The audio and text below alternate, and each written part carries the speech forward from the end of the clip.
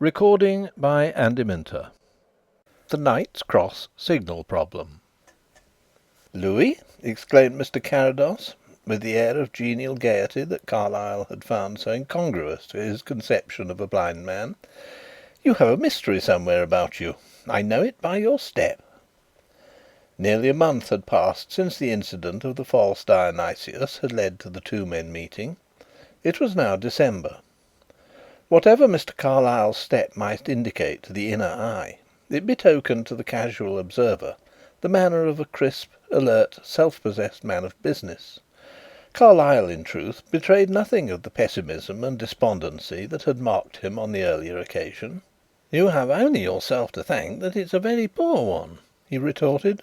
"If you hadn't held me to a hasty promise—" "To give me an option on the next case that baffled you, no matter what it was?" "Just so.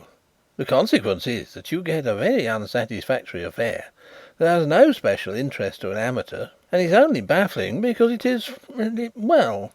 "Well, baffling?" "Exactly, Max. Your would-be jest has discovered the proverbial truth. I need hardly tell you that it is only the insoluble that is finally baffling, and this is very probably insoluble.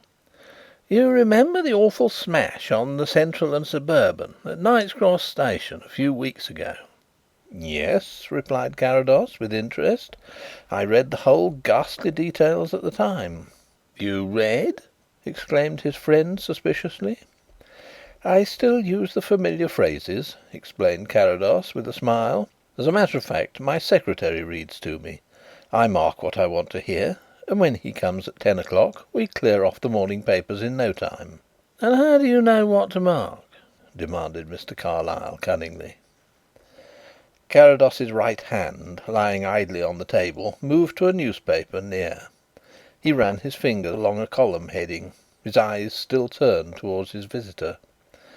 "The Money Market, continued from page 2, British Railways," he announced.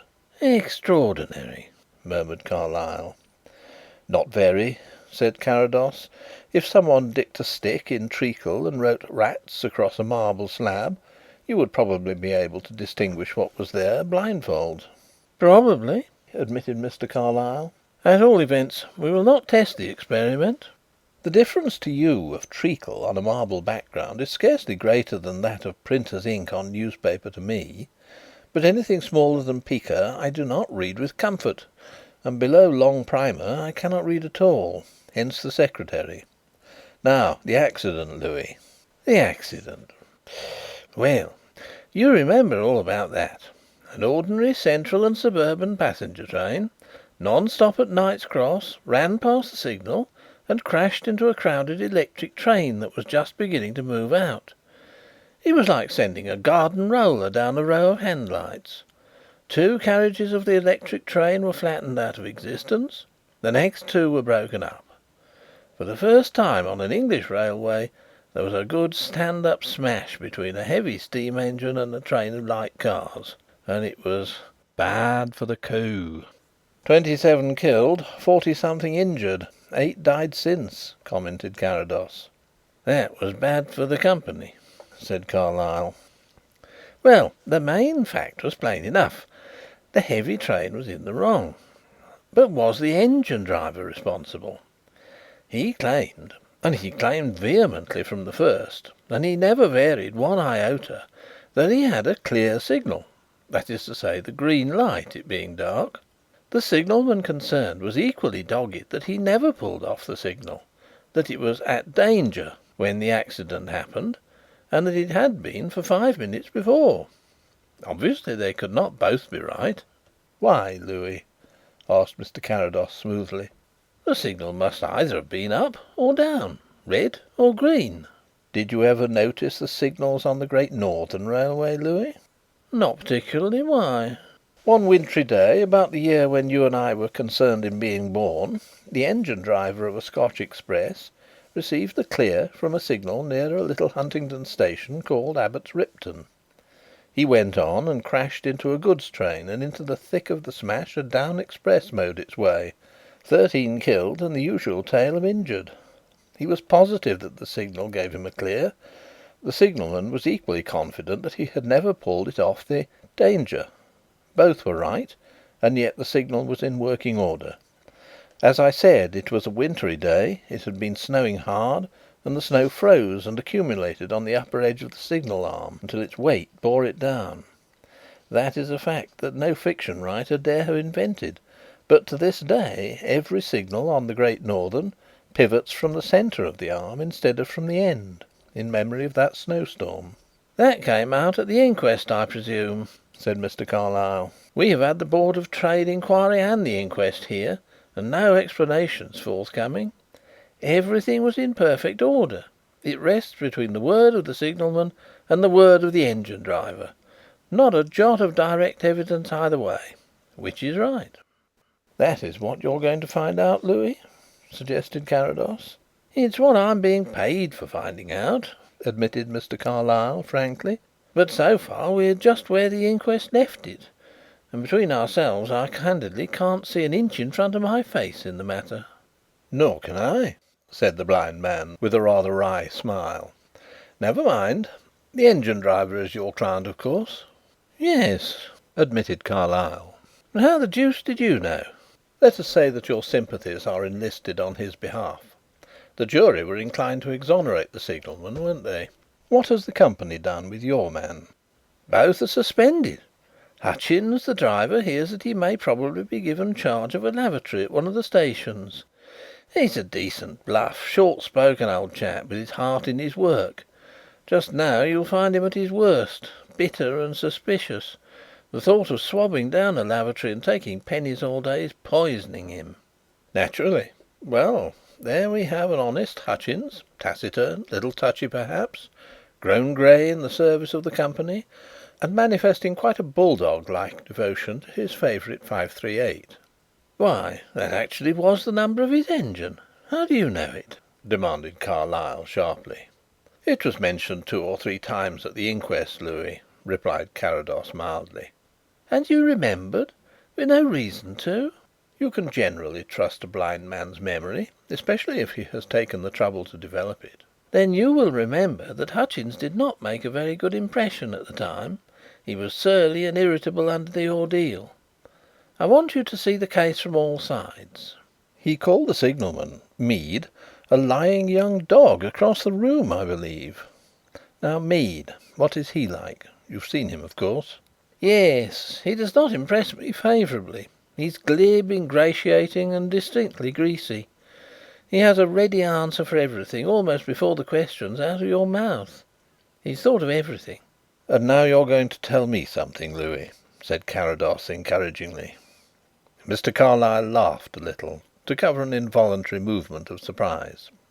"There is a suggestive line that was not touched at the inquiries," he admitted. "Hutchins has been a saving man all his life, and he's received good wages. Among his class he's regarded as wealthy. I dare say that he has £500 in the bank. He's a widower with one daughter, a very nice mannered girl of about 20. Mead's a young man, and he and the girl are sweethearts. Have been informally engaged for some time. But old Hutchins would not hear of it. He seems to have taken a dislike to the signalman from the first, and latterly he had forbidden him to come to his house or his daughter to speak to him." "Excellent, Louis," cried Carrados in great delight. "We shall clear your man in a blaze of red and green lights yet, and hang the glib, greasy signalman from his own signal post." "It is a significant fact? Seriously?" "It is absolutely convincing." "It may have been a slip, a mental lapse on Mead's part which he discovered the moment it was too late, and then, being too cowardly to admit his fault, and having so much at stake, he took care to make detection impossible. It may have been that, but my idea is rather that probably it was neither quite pure accident nor pure design. I can imagine Mead meanly pluming himself over the fact that the life of this man who stands in his way, and whom he must cordially dislike, lies in his power.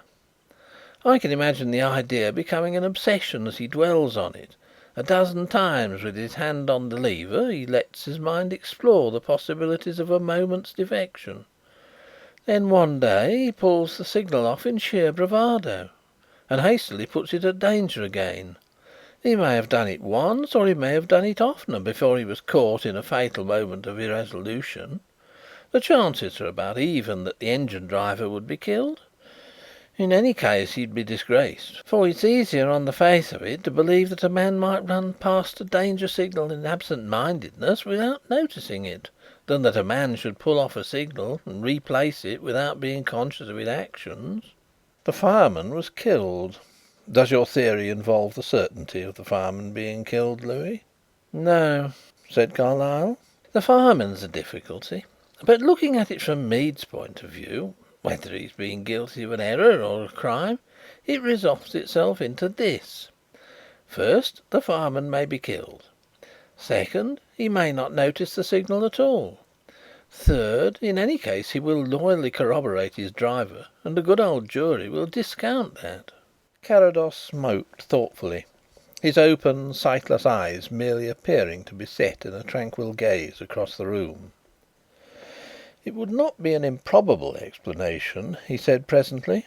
99 men out of 100 would say, people do not do these things. But you and I, who have in our different ways studied criminology, know that they sometimes do, or else there would be no curious crimes. What have you done on that line?" To anyone who could see, Mr. Carlyle's expression conveyed an answer. "You're behind the scenes, Max. What was there for me to do? Still, I must do something for my money. Well, I've had a very close inquiry made confidentially among the men. There might be a whisper of one of them knowing more than had come out, a man restrained by friendship or enmity or even grade jealousy. Nothing came of that. Then there was the remote chance that some private person had noticed the signal without attaching any importance to it then. One who would be able to identify it still by something associated with the time. I went over the line myself. Opposite the signal, the line on one side is shut in by a high blank wall. On the other side are houses. But coming below the butt end of a scullery, the signal doesn't happen to be visible from any road or any window." "My poor Louis," said Carrados in friendly ridicule, "you were at the end of your tether." "I was," admitted Carlyle. "And now that you know the sort of job it is, I don't suppose that you're keen on wasting your time over it." "That would hardly be fair, would it?" said Carrados reasonably. "No, Louis, I will take over your honest old driver and your greasy young signalman and your fatal signal that cannot be seen from anywhere." "But it is an important point for you to remember, Max, that although the signal cannot be seen from the box, if the mechanism had gone wrong or anyone tampered with the arm, the automatic indicator would at once have told Mead that the green light was showing. Oh, I've gone very thoroughly into the technical points, I assure you." "I must do so too," commented Mr. Carrados gravely. "For that matter, if there's anything you want to know, I dare say that I can tell you," suggested his visitor. "It might save your time." "True," acquiesced Carrados. "I should like to know whether anyone belonging to the houses that bound the line there came of age or got married on the 26th of November." Mr. Carlyle looked across curiously at his host. "I really do not know, Max," he replied in his crisp, precise way. "What on earth has that got to do with it, may I inquire?" The only explanation of the Pont St. Lin swing bridge disaster of '75 was the reflection of a green Bengal light on a cottage window. Mr. Carlyle smiled his indulgence privately. "My dear chap, you mustn't let your retentive memory of obscure happenings run away with you," he remarked wisely. "In 9 cases out of 10 the obvious explanation is the true one. The difficulty, as here, lies in proving it. Now, would you like to see these men?" "I expect so. In any case I will see Hutchins first." "Both live in Holloway.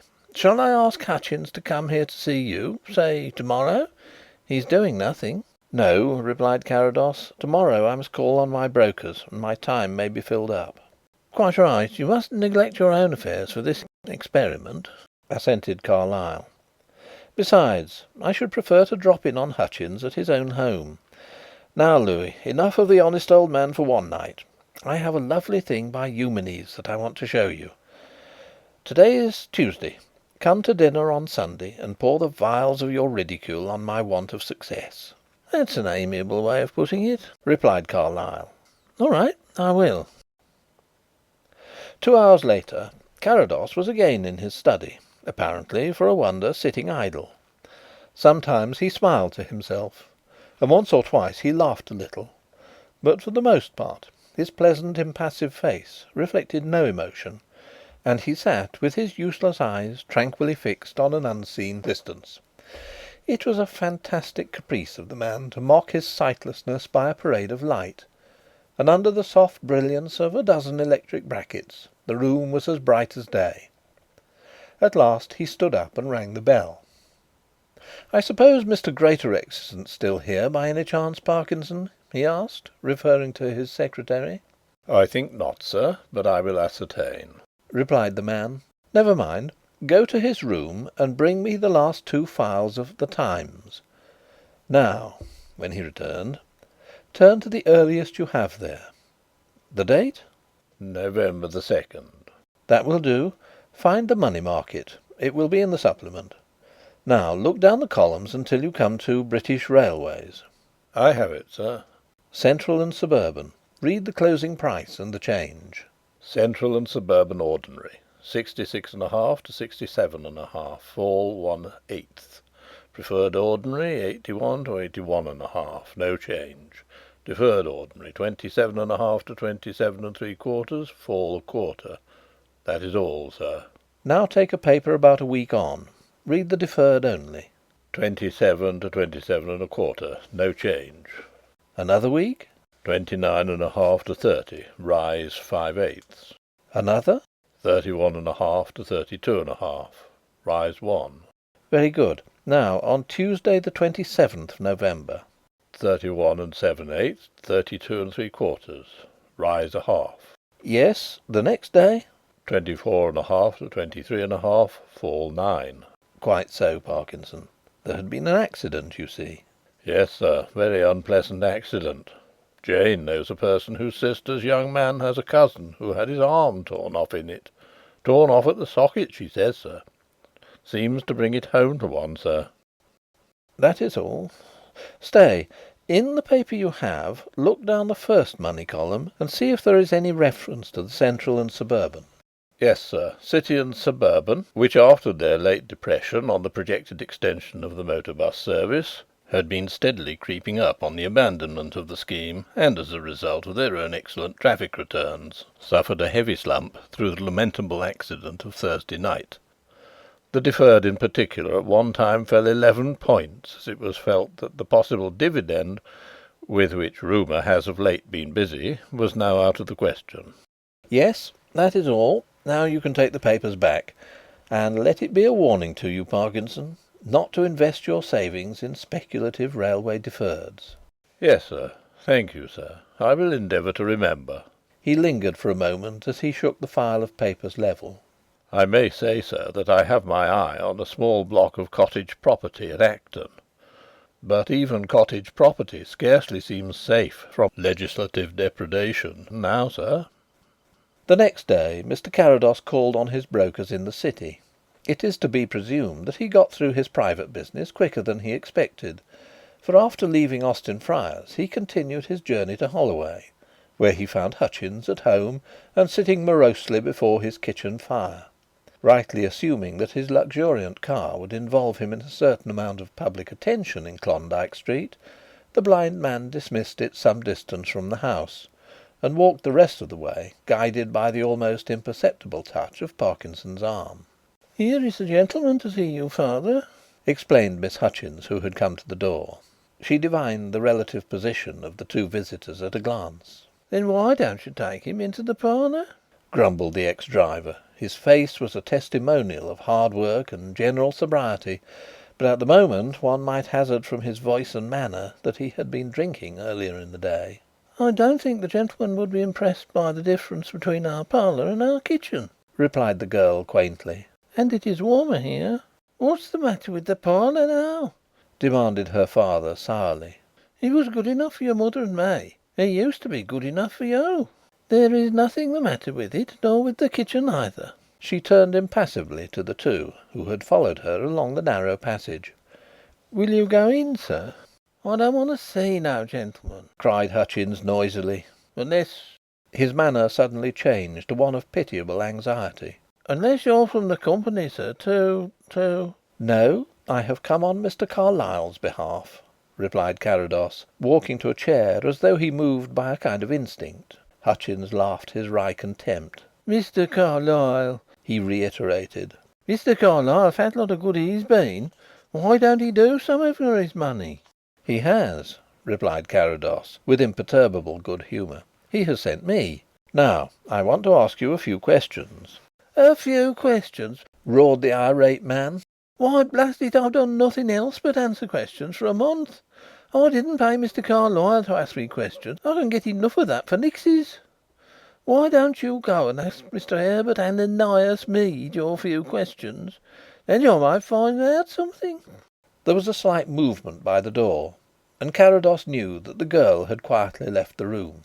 "You saw that, sir?" demanded the father, diverted to a new line of bitterness. "You saw that girl, my own daughter that I've worked for all her life?" "No," replied Carrados. "That girl has just gone out. She's my daughter," explained Hutchins. "I know, but I did not see her. I see nothing. I am blind." "Blind!" exclaimed the old fellow, sitting up in startled wonderment. "You mean it, sir? You walk all right, and you look at me as if you saw me. You're kidding, surely?" "No," smiled Carrados. "It is quite right." "Then it's a funny business, sir. You what are blind expecting to find something that those with their eyes couldn't," ruminated Hutchins sagely. "There are things that you can't see with your eyes, Hutchins." "Perhaps you're right, sir. Well, what is it you want to know?" "Light a cigar first," said the blind man, holding out his case and waiting until the various sounds told him that his host was smoking contentedly. "The train you were driving at the time of the accident was the 6:27 from Notcliff. It stopped everywhere until it reached Lambeth Bridge, the chief London station on your line. There it became something of an express, and leaving Lambeth Bridge at 7:11 should not stop again until it fetched Swanstead-on-Thames, 11 miles out, at 7:34. Then it stopped on and off from Swanstead to Ingerfield, the terminus of that branch, which it reached at 8:05. Hutchins nodded, and then, remembering, said: "That's right, sir." "That was your business all day, running between Notcliff and Ingerfield?" "Yes, sir. 3 journeys up and 3 down, mostly." "With the same stops on all the down journeys?" "No, the 7:11 is the only one that does a run from the bridge to Swanstead. You see, it is just on the close of the evening rush, as they called it.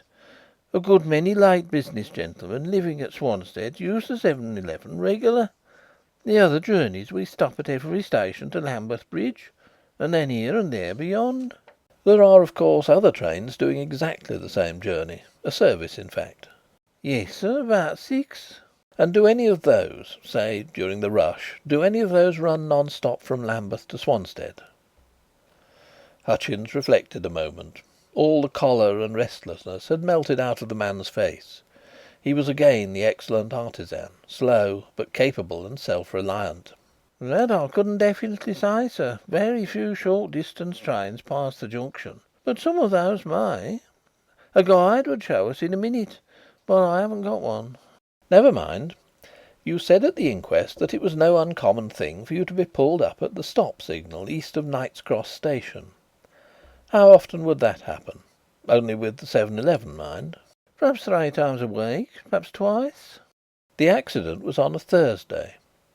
Have you noticed that you were pulled up oftener on a Thursday than on any other day?" A smile crossed the driver's face at the question. "You don't happen to live at Swanstead yourself, sir?" he asked in reply. "No," admitted Carrados. "Why?" "Well, sir, we were always pulled up on Thursday. Practically always, you may say. You got to be quite a saying amongst those that used the train regular. They used to look out for it." Carrados's sightless eyes had the one quality of concealing emotion supremely. "Oh," he commented softly. "Always? And it was quite a saying, was it? And why was it always so on Thursday?" "It had to do with the early closing, I'm told. The suburban traffic was a bit different. By rights we ought to have been set back 2 minutes for that day, But I suppose it wasn't thought worth while to alter us in the timetable, so we most always had to wait outside Three Deep Tunnel for a westbound electric to make good." "You were prepared for it, then?" "Yes, sir, I was," said Hutchins, reddening at some recollection. "and very down about it was one of the jury over that. But mayhap once in 3 months I did get through, even on a Thursday. And it's not for me to question whether things are right or wrong just because they're not what I may expect. The signals are my orders, sir. Stop, go on, and it's for me to obey as you would a general on the field of battle. What would happen otherwise? It was nonsense what they said about going cautious, and the man who stated it was a barber who didn't know the difference between a distance and a stop signal down to the minute they gave their verdict. My orders, sir, given me by that signal, was go right ahead and keep to your running time." Carrados nodded a smoothing assent. "That's all, I think," he remarked. "All?" exclaimed Hutchins in surprise. "Why, sir, you can't have got much of an idea of it yet." "Quite enough. And I know it isn't pleasant for you to be taken along the same ground over and over again." The man moved awkwardly in his chair and pulled nervously at his grizzled beard. "You mustn't take any notice of what I said just now, sir," he apologised. "You somehow make me feel that something might come of it. But I've been badgered about and accused and cross-examined from one to another of them these weeks till it fair makes me bitter against everything. And now they talk of putting me in a lavatory, me that has been with the company for 45 years, and on the footplate 32. A man suspected of running past a danger signal." "You have had a rough time, Hutchins. You will have to exercise your patience a little longer yet," said Carrados sympathetically. "You think something might come of it, sir? You think you'll be able to clear me? Believe me, sir, if you could give me something to look forward to, it might save me from—" He pulled himself up and shook his head sorrowfully. "I've been near it," he added simply. Carrados reflected and took his resolution. "Today's Wednesday. I think you may hope to hear something from your general manager towards the middle of next week." "Good God, sir, you really mean that?" "In the interval, show your good sense by behaving reasonably. Keep civilly to yourself and don't talk. Above all," he nodded towards a quart jug that stood on the table between them, an incident that filled the simple-minded engineer with boundless wonder when he recalled it afterwards. "Above all, leave that alone." Hutchins snatched up the vessel and brought it crashing down on the hearthstone, his face shining with a set resolution. "I've done with it, sir. It was the bitterness and despair that drove me to that. Now I can do without it." The door was hastily opened, and Miss Hutchins looked anxiously from her father to the visitors and back again. "Oh, whatever is the matter?" she exclaimed. "I heard a great crash." "This gentleman is going to clear me, Meg, my dear," blurted out the old man irrepressibly. "and I've done with the drink for ever." "Hutchins, Hutchins," said Carrados warningly. "My daughter, sir, you wouldn't have her not know," pleaded Hutchins, rather crestfallen. "He won't go any further." Carrados laughed quietly to himself as he felt Margaret Hutchins' startled and questioning eyes attempting to read his mind. He shook hands with the engine driver without further comment, however, and walked out into the commonplace little street under Parkinson's unobtrusive guidance. "Very nice of Miss Hutchins to go into half mourning, Parkinson," he remarked as they went along. "Thoughtful and yet not ostentatious." "Yes, sir," agreed Parkinson, who had long ceased to wonder at his master's perceptions. "The Romans, Parkinson, had a saying to the effect that gold carries no smell. That is a pity sometimes. What jewellery did Miss Hutchins wear?" "Very little, sir. A plain gold brooch representing a merry thought, the merry thought of a sparrow, I should say, sir. The only other article was a smooth-backed gun-metal watch suspended from a gun-metal bow." "Nothing showy or expensive, eh?" "Oh dear no, sir. Quite appropriate for a young person of her position." "Just what I should have expected." He slackened his pace. "We are passing a hoarding, are we not?" "Yes, sir." "We will stand here a moment. Read me the letterpress of the poster before us." "This Oxo one, sir?" "Yes." "Oxo, sir." Carrados was convulsed with silent laughter. Parkinson had infinitely more dignity, and conceded merely a tolerant recognition of the ludicrous. "That was a bad shot, Parkinson," remarked his master when he could speak. "We will try another." For 3 minutes, with scrupulous conscientiousness on the part of the reader, and every appearance of keen interest on the part of the hearer, there were set forth the particulars of a sale by auction of superfluous timber and builders' material. "That will do," said Carrados, when the last detail had been reached. "We can be seen from the door of number 107 still?" "Yes, sir." "No indication of anyone coming to us from there?" "No, sir." Carrados walked thoughtfully on again. In the Holloway Road they rejoined the waiting motor car. "Lambeth Bridge Station," was the order the driver received. From the station the car was sent on home, and Parkinson was instructed to take 2 first-class singles for Richmond, which could be reached by changing at Stafford Road. The evening rush had not yet commenced, and they had no difficulty in finding an empty carriage when the train came in. Parkinson was kept busy that journey describing what he saw at various points between Lambeth Bridge and Knight's Cross. For a quarter of a mile Carrados's demands on the eyes and the memory of his remarkable servant were wide and incessant. Then his questions ceased. They had passed the stop signal east of Knight's Cross Station. The following afternoon they made the return journey as far as Knight's Cross. This time, however, the surroundings failed to interest Carrados. "We are going to look at some rooms," was the information he offered on the subject, and an imperturbable "Yes, sir," had been the extent of Parkinson's comment on the unusual proceeding. After leaving the station they turned sharply along a road that ran parallel with the line, a dull thoroughfare of substantial elderly houses that were beginning to sink into decrepitude.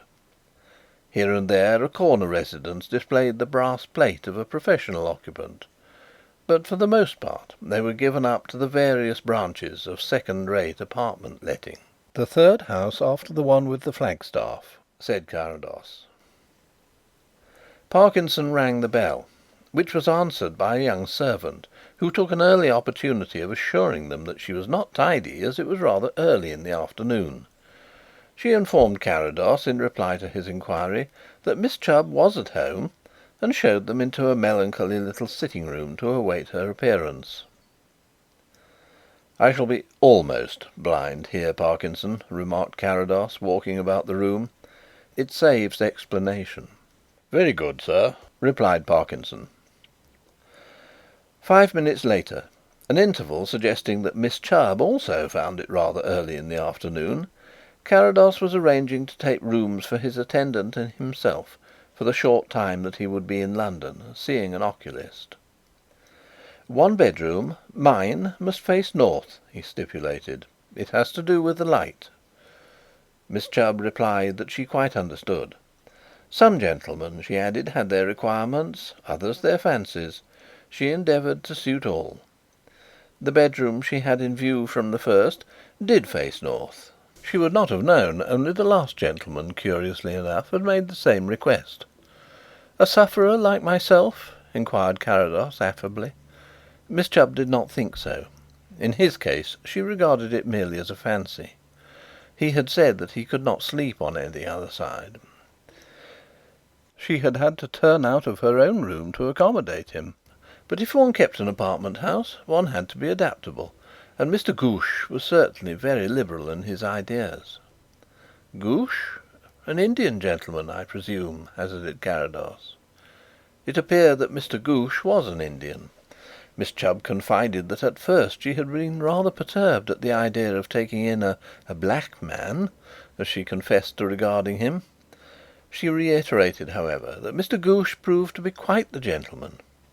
5 minutes of affability put Carrados in full possession of Mr. Gooch's manner of life and movements, the dates of his arrival and departure, his solitariness, and his daily habits. "This would be the best bedroom," said Miss Chubb. It was a fair-sized room on the first floor. The window looked out on to the roof of an outbuilding. Beyond, the deep cutting of the railway line. Opposite stood the dead wall that Mr. Carlyle had spoken of. Carrados looked round the room with the discriminating glance that sometimes proved so embarrassing to those who knew him. "I have to take a little daily exercise," he remarked, walking to the window and running his hand up the woodwork. "You will not mind my fixing a developer here, Miss Chubb? A few small screws?" Miss Chubb thought not. Then she was sure not. Finally she ridiculed the idea of minding with scorn. "If there is width enough," mused Carrados, spanning the upright critically. "Do you happen to have a wooden footrule convenient?" "Well, to be sure!" exclaimed Miss Chubb, opening a rapid succession of drawers until she produced the required article. "When we did out this room after Mr. Gooch, there was this very ruler among the things he hadn't thought worth taking. This is what you require, sir?" "Yes," replied Carrados, accepting it. "I think this is exactly what I require."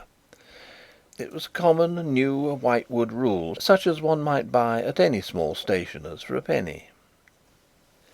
He carelessly took off the width of the upright, reading the figures with a touch, and then continued to run a finger-tip delicately up and down the edges of the instrument. 4 7/8 was his unspoken conclusion. "I hope it will do, sir." "Admirably," replied Carrados. "But I haven't reached the end of my requirements yet, Miss Chubb." "No, sir?"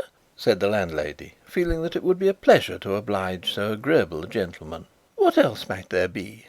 "Although I can see very little, I like to have a light, but not any kind of light. Gas I cannot do with.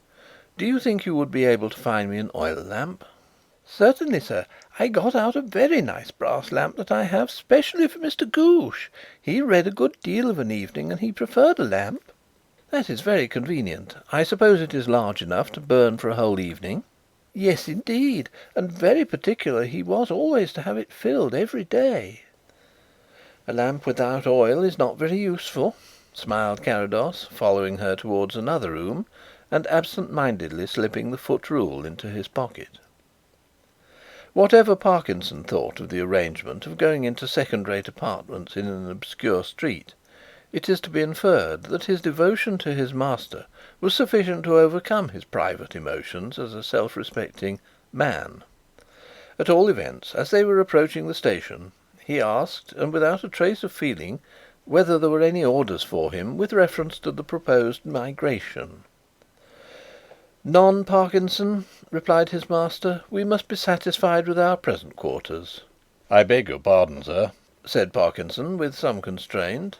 "I understood that you had taken the rooms for a week certain."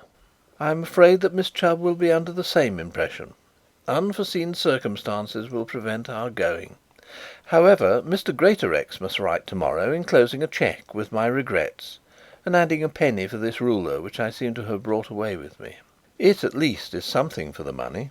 Parkinson may be excused for not attempting to understand the course of events." "Here is your train coming in, sir," he merely said. "We will let it go and wait for another. Is there a signal at either end of the platform?" "Yes, sir, at the further end." "Let us walk towards it. Are there any of the porters or officials about here?" "No, sir, none." "Take this ruler. I want you to go up the steps. There are steps up the signal, by the way." "Yes, sir." "I want you to measure the glass of the lamp. Do not go up any higher than is necessary, but if you have to stretch, be careful not to mark off the measurement with your nail, although the impulse is a natural one. That has been done already." Parkinson looked apprehensively round and about. Fortunately the part was a dark and unfrequented spot, and everyone else was moving towards the exit at the other end of the platform. Fortunately also the signal was not a high one. "As near as I can judge on the rounded surface, the glass is 4 7/8 across," reported Parkinson. "Thank you," replied Carrados, returning the measure to his pocket. 4 7/8 is quite near enough. Now we will take the next train back." Sunday evening came, and with it Mr. Carlyle to the Turrets at the appointed hour. He brought to the situation a mind poised for any eventuality and a trenchant eye. As the time went on and the impenetrable Carrados made no allusion to the case, Carlyle's manner inclined to a waggish commiseration of his host's position. Actually he said little, but the crisp precision of his voice, when the path lay open to a remark of any significance, left little to be said. It was not until they had finished dinner and returned to the library that Carrados gave the slightest hint of anything unusual being in the air. His first indication of coming events was to remove the keys from the outside to the inside of the door. "What are you doing, Max?" demanded Mr. Carlyle, his curiosity overcoming the indirect attitude.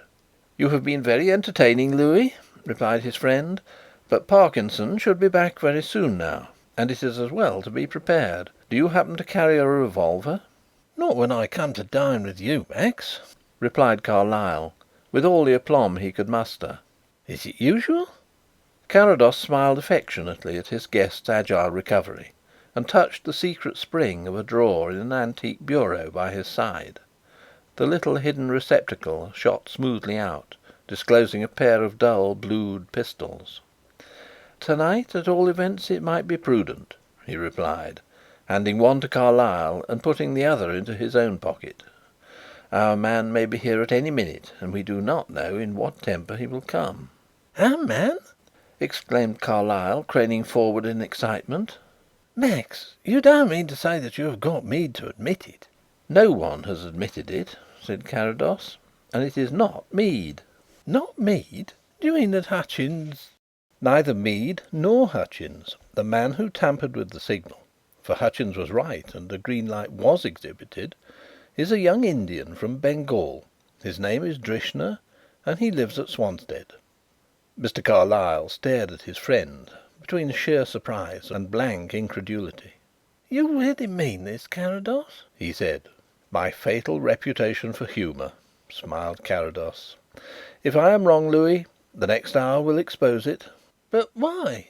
Why the colossal villainy, the unparalleled audacity?" Mr. Carlyle lost himself among incredulous superlatives and could only stare. "Chiefly to get himself out of a disastrous speculation," replied Carrados, answering the question. "If there was another motive, or at least an incentive, which I suspect, doubtless we shall hear of it." "All the same, Max, I don't think you have treated me quite fairly," protested Carlyle, getting over his first surprise and passing to a sense of injury. "Here we are, and I know nothing, absolutely nothing, of the whole affair." "We both have our ideas of pleasantry, Louis," replied Carrados genially. "But I dare say you're right, and perhaps there is still time to atone." In the fewest possible words he outlined the course of his investigations. "And now you know all that is to be known until Drishna arrives." "But will he come?" questioned Carlyle doubtfully. "He may be suspicious." "Yes, he will be suspicious." "Then he will not come." "On the contrary, Louis, he will come because my letter will make him suspicious. He is coming, otherwise Parkinson would have telephoned me at once, and we should have had to take other measures." "What did you say, Max?" asked Carlyle curiously. "I wrote that I was anxious to discuss an Indo-Scythian inscription with him, and sent my car in the hope that he would be able to oblige me." "But is he interested in Indo-Scythian inscriptions?" "I haven't the faintest idea," admitted Carrados, and Mr. Carlyle was throwing up his hands in despair when the sound of motor car wheels softly kissing the gravel surface of the drive outside brought him to his feet. "By God, you're right, Max," he exclaimed, peeping through the curtains. "There's a man inside." "Mr. Drishna," announced Parkinson a minute later.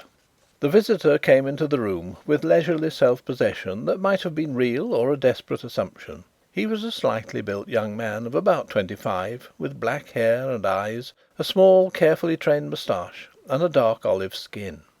His physiognomy was not displeasing, but his expression had a harsh and supercilious tinge. In attire he erred towards the immaculately spruce.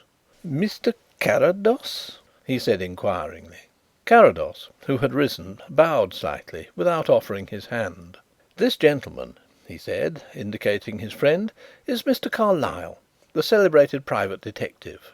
The Indian shot a very sharp glance at the object of this description. Then he sat down. "You wrote me a letter, Mr. Carrados," he remarked. in English that scarcely betrayed any foreign origin. "A rather curious letter, I may say.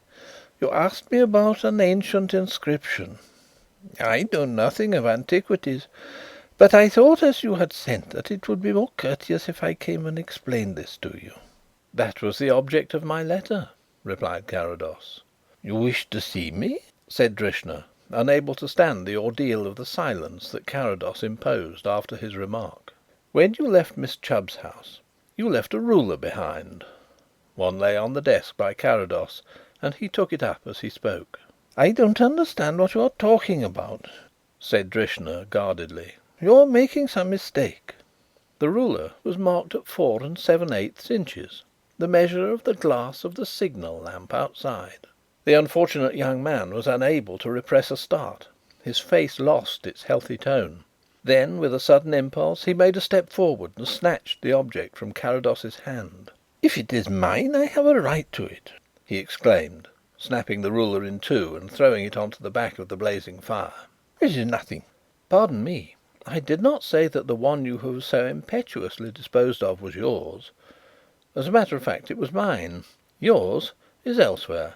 "Wherever it is, you have no right to it if it is mine," panted Drishna with rising excitement. "You are a thief, Mr. Carrados. I will not stop any longer here." He jumped up and turned towards the door. Carlyle made a step forward, but the precaution was unnecessary.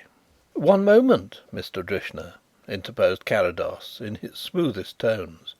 "It is a pity, after you have come so far, to leave without hearing of my investigations in the neighbourhood of Shaftesbury Avenue." Drishna sat down again. "As you like," he muttered. "It does not interest me." "I wanted to obtain a lamp of a certain pattern," continued Carrados. "It seemed to me that the simplest explanation would be to say that I wanted it for a motor car. Naturally, I went to Long Acre. At the first shop I said, 'Wasn't it here that a friend of mine, an Indian gentleman, recently had a lamp made with a green glass that was nearly 5 inches across?' No, it was not there. But they could make me one. At the next shop, the same. At the third and fourth, and so on. Finally, my persistence was rewarded. I found the place where the lamp had been made, and at the cost of ordering another, I obtained all the details I wanted. It was news to them, the shopman informed me, that in some parts of India green was the danger colour, and therefore tail lamps had to show a green light.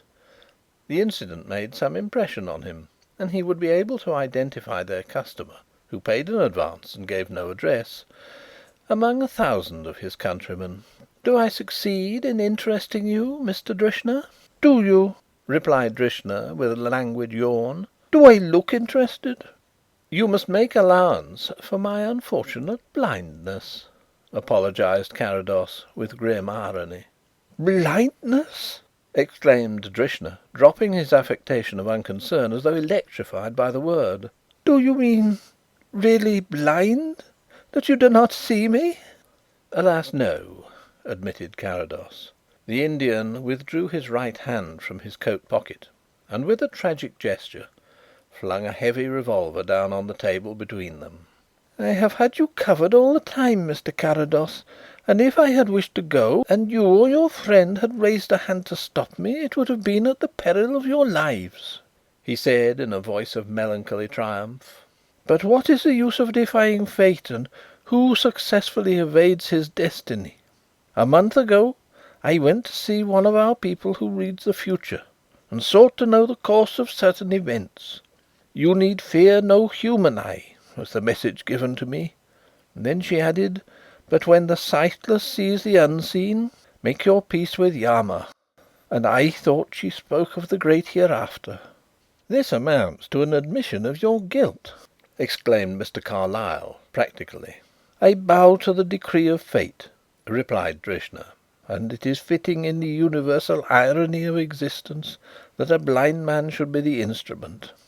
I don't imagine, Mr. Carlyle," he added maliciously, "that you with your eyes would ever have brought that result about."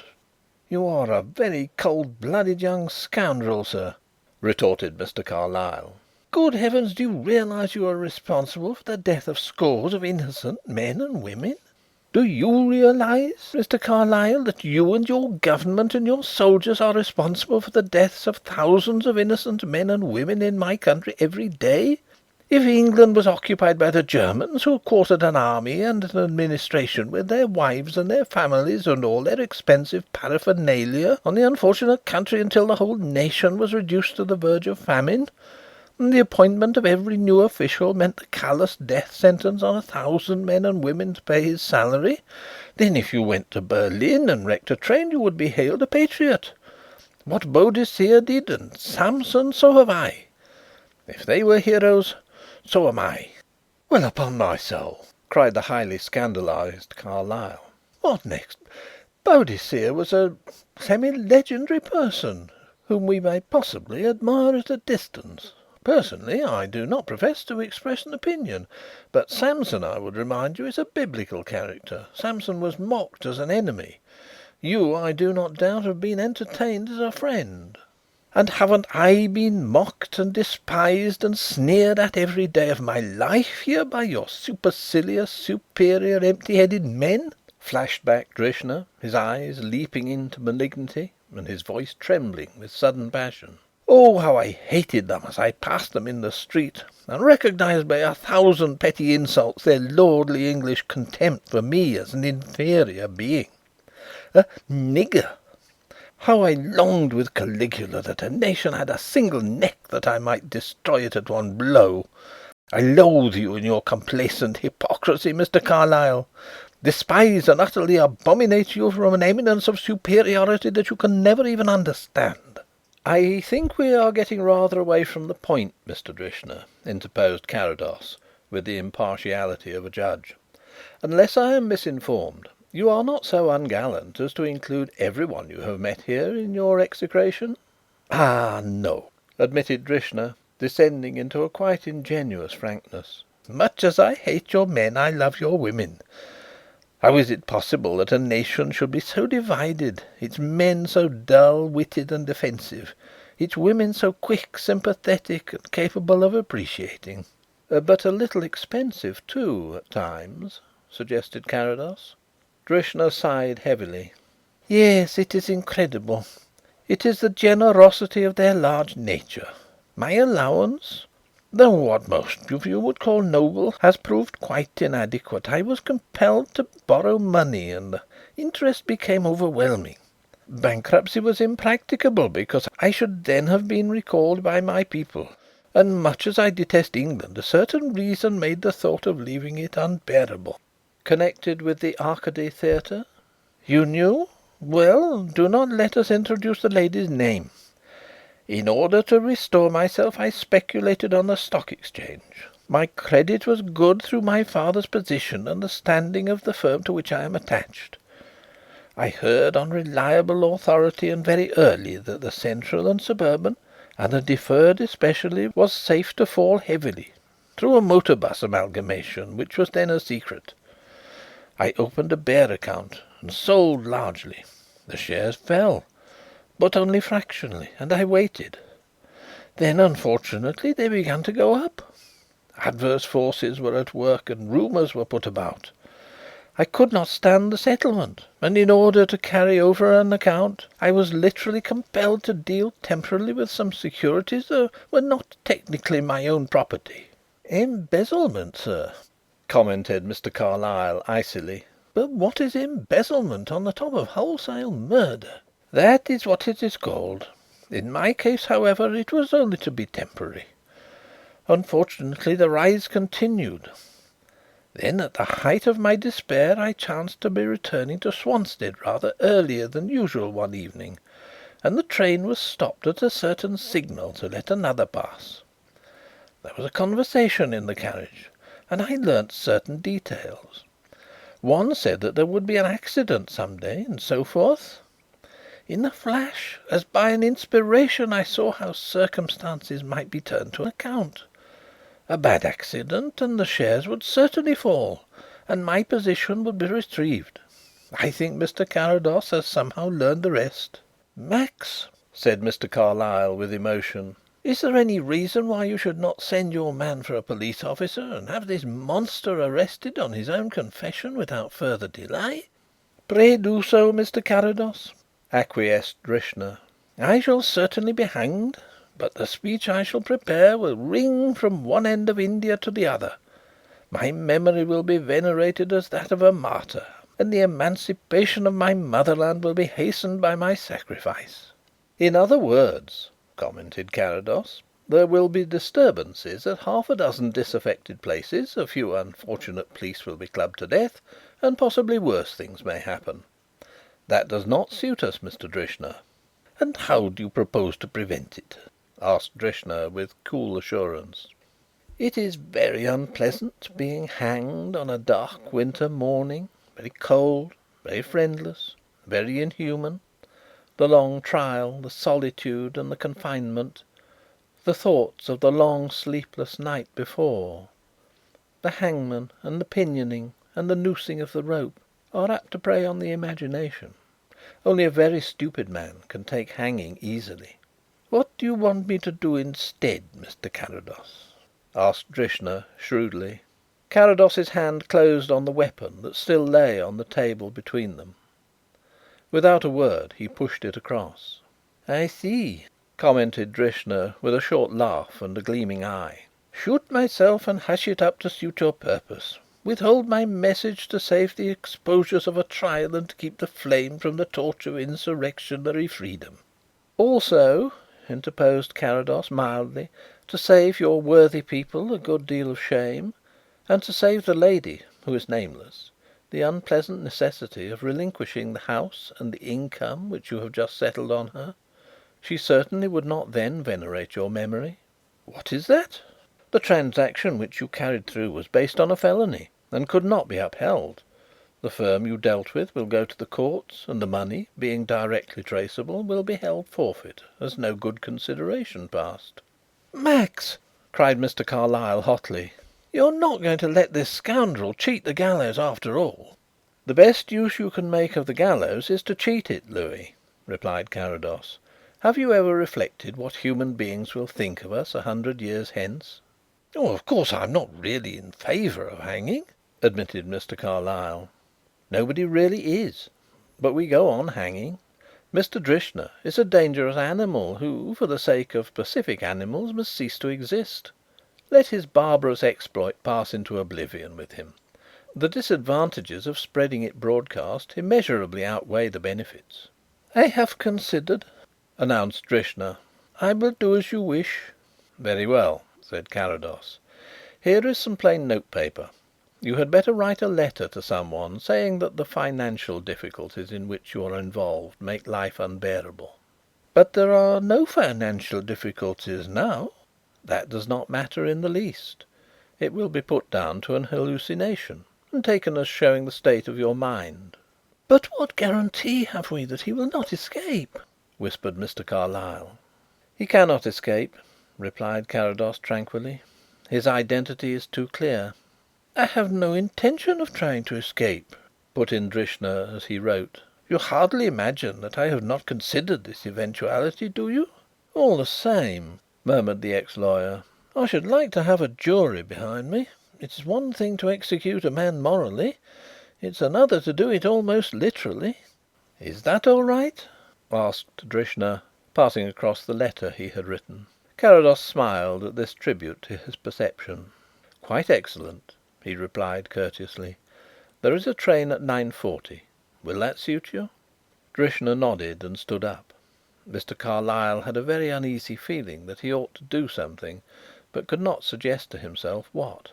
The next moment he heard his friend heartily thanking the visitor for the assistance he had been in the matter of the Indo-Scythian inscription as they walked across the hall together. Then a door closed. "I believe there is something positively uncanny about Max at times," murmured the perturbed gentleman to himself. End of the Knight's Cross signal problem.